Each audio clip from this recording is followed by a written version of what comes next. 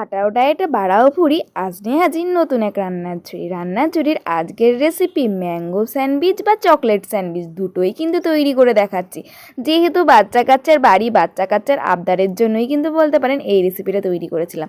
প্রথমেই দেখুন কুকিজ কাটার দিয়ে কিন্তু আমি ব্রেডগুলো সুন্দর আকৃতির কেটে নিয়েছি। এবার ম্যাঙ্গোটাকে একটা পাল্প তৈরি করে নিলাম, আপনারা চাইলে ব্লেন্ডারও করে নিতে পারেন।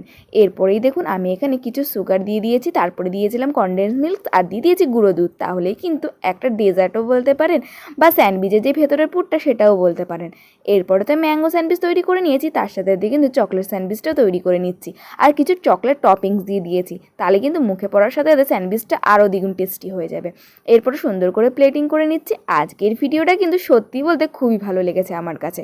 একদম সিম্পলের মধ্যে টেস্টি একটি রেসিপি। বাচ্চা কাচ্চাদের কাছে না এটা না একটা ম্যাজিকের মতন, দেওয়ার সাথে সাথেই কিন্তু ফিনিশ হয়ে যাবে। আজকের রেসিপিটা এখানে শেষ করছি। তাহলে বন্ধুরা টাটা।